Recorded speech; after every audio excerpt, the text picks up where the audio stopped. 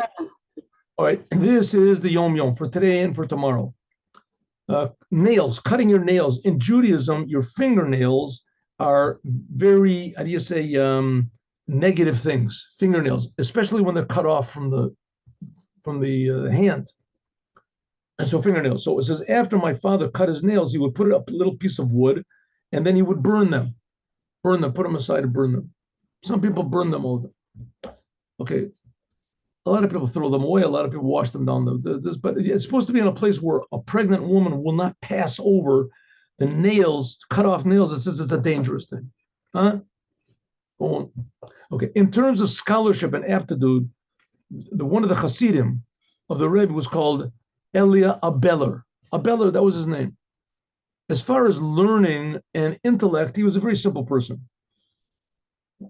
Once when he came into Yechida to be a private audience with the Rebbe, my grandfather, this is the previous Rebbe speaking, so his grandfather is the fourth Rebbe of Chabad, the Rebbe Marash. He said to him, Elia, I envy you. I envy you.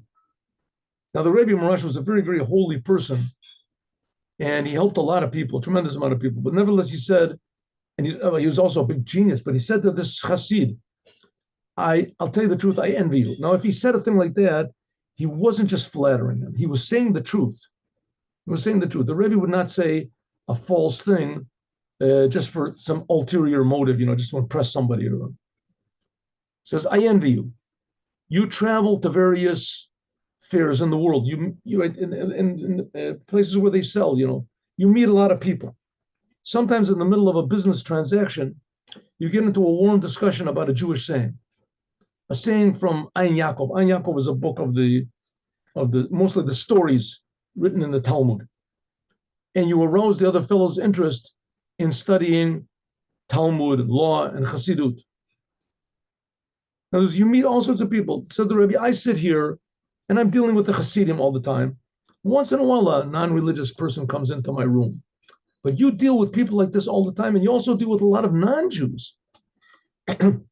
And Jews that want to be like non-Jews, or Jews that don't know. It says you go around and you meet these people, and when you do, you always throw in a simple saying from the Bible, a simple saying from the Talmud, a simple idea from Chassidut, and this causes people an interest in studying the Talmud, etc. Says the Rebbe, this causes tremendous joy by God, and God will reward your business with children, health, and sustenance. In other words, your real business is not just the money that you make when you go to these fairs and you buy things cheap and sell them expensive. The real blessing is going to be your children and your health and your sustenance.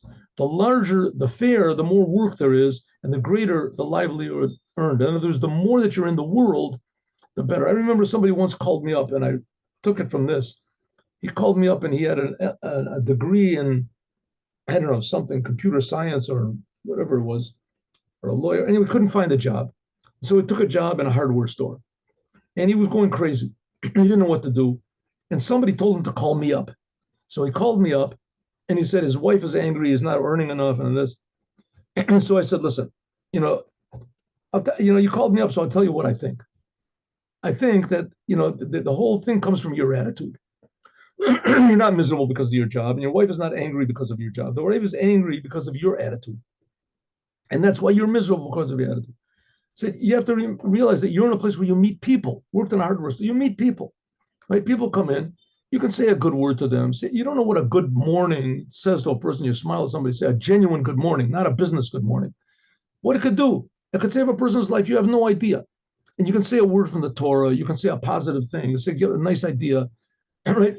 And the more you make people happy and friendly, and of course you have to be good in your job. You have to know exactly where the screwdrivers are and what you give good advice. And you'll help people. That's much better. If you were a lawyer or whatever it is, a computer science, you would sit behind your thing. You would make 15 times as much money, but you wouldn't meet any people. And when you realize that what you're doing, you said, "Yeah, it's a good idea." I never didn't think about it that way. Think about it that way. Afterwards, I said, listen, if you have any problems, if it doesn't work, call me up. He didn't call me back. It must have it worked. That's the idea we have here, that when you are in the world, every minute is an opportunity. to do something good. And you can, when you meet a person, you can say a good word, say a good idea, give a blessing. Okay, next, tomorrow. Oh, tomorrow. That's today's, tomorrow's.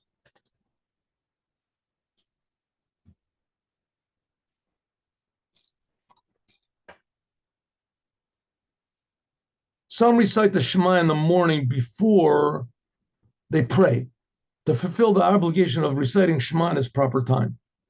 In Chabad, a lot of people, they learn Chassidut or whatever, and they pray a bit late. Some people pray a few bits late. Some pray very late. But in any case, you have to say Shema in the proper time. It's a commandment to say Shema Yisrael in the proper time before 1/3 of the day. You have to say it. It's Shema Yisrael. So you say Shema Yisrael 1/3, 1/4 of the day. Say Shema as early as you possibly can. You should say Shema Yisrael in the morning. And then after that, when you pray, then you say it again. When you say in Shema in the morning on your own, you should say the last 3 words, Ani Hashem Elokeichem, and then conclude with Emet. When you read Shema with Tefillin of Rabbeinu Tam or Shmusha Rabbah, that's what you do after you pray. The 3 words are not repeated, but one says, you say Ani Hashem Elokeichem, Emet. You don't say another time Ani Hashem Elokeichem. You don't repeat it. You just say Ani Hashem Elokeichem and finish with the words Emet. On Lag BaOmer in 1844, the Tzemach Tzedek related this teaching of the Baal Shem Tov. What did he say? You, the Jewish people, will be a land of desire, a desirous land. Eretz Chefetz, Omar Shem Tzavot, says the God of hosts. Just like the greatest scientists will never discover the potential of the natural resources which God has put into the earth. Everything comes from the earth. Right? The power of growth comes from the earth, the diamonds of this. Neither will anyone ever find the limits of the great treasures which lie in the Jewish people. The Jewish people, you are a desirous land. Every Jew has tremendous riches hidden inside.